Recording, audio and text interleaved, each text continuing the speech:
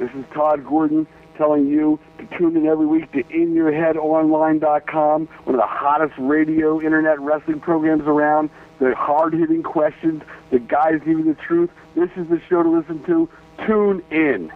What did you think about the match with John Cena at the One Night Stand too? I really enjoyed the match. It was perfect. I mean, not only had I brought back the hardcore elements that really made me stand out, you know, in my best showcasing, but I used that, you know, to get the world title, because it couldn't have happened any other way. But for me, doing it there in front of those people, that style, that's the way it had to go down. So just everything going into that was perfect. The fans loved and were behind everything that I stood for, and they were 1,000% against everything that he stood for. Yeah. It was a once in a lifetime experience. The match itself, you know, that was completely, you know, ECW style. It was like, okay, you know, this is how we do it here.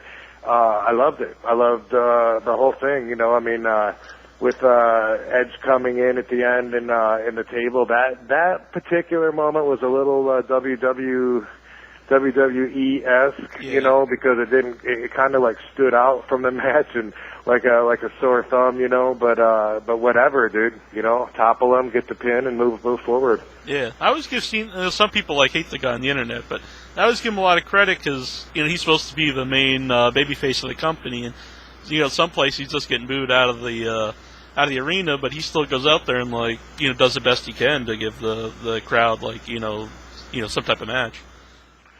Cena? Yeah. Yeah, and you know, he's really good at connecting with the people. I mean, most of the women and kids, and maybe it's mostly women and kids when I think about it. But really, I mean, you know, a lot of fans really get behind him, and obviously he's a great representative of WWE, because Vince is very proud to have him as the front man and the endorser and the, you know, the pick to put out there in the public and say, this is what WWE is. I mean, I saw him endorsing so many products a couple years ago, you know, that it was incredible. At the same time, you're in the same business as the person, so you have to look at that, you know, from a personal perspective too, as far as positioning, you know, the possibilities or lack of possibilities and all that too. You know, it was definite.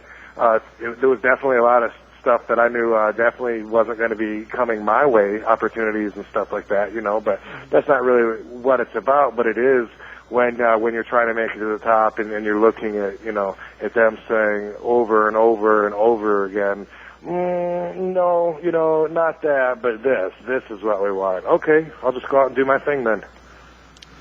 When you earlier talked about a lot of politics in wrestling, obviously, and when you at the Elimination Chamber match, when like you kind of like smashed Triple H's face, did you like fear for your career then? It was more, you know, legit. Yes, yeah. It was, you know, and that's the only time Vince has ever called me on my cell phone, which was later on to tell me that Triple H was okay after he got carted ambulanced away, you know, to the hospital, because Vince knew that I was very concerned. I really felt bad, you know, because, yeah, you know, and, you guys are, you know, if you get each other's body to each other, you obviously don't want to hurt each other. Exactly. Did you have anything, Barb? I think Barbie's still here, isn't he? Yeah, I've got one of the questions from the message board. I'm having a few throat problems tonight, so I haven't said too much. But Kikutaro fan wants to take the battery out of that thing before you do that, bro. Oh. Right. That's what I heard. A very similar joke earlier in the show at my expense, so it's nice. A bit touchy. But yeah, I'm the king. One of our fans. All right. Thanks. Yeah. He wants to know: do you still do the Van Damme lift? You know, I never did that regularly. That was always something to do for a pose. When I taught myself to do the splits, I first was stretching on the floor until I reached a plateau, and I couldn't get my groin all the way down the floor, so I started elevating my feet up on my mom's kitchen chairs. I would hang on to like a broomstick at first for balance, and eventually I could stay there longer and longer, and I was increasing my flexibility. Soon I was at the gym at the Y Center showing off by laying a couple of benches beside each other, jumping up as high as I could, and then landing in a split and trying to balance. I remember one of the weightlifters looking at me like I was an idiot, saying, "Why do you do that?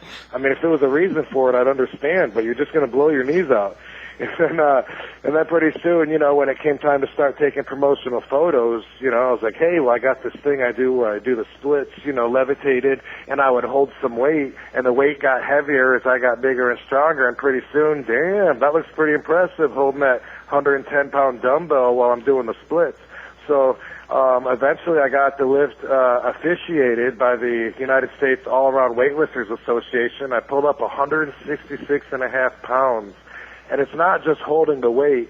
Thing is, when you try and jerk that weight off the ground while your legs are, split across a couple benches, there's no foundation for you to count on. It's just your groin going straight across. So you have to have the perfect balance to counter to pick that up so you don't land on your face. You got to have balance. You got to have obvious flexibility, and you got to have strength to even lift that.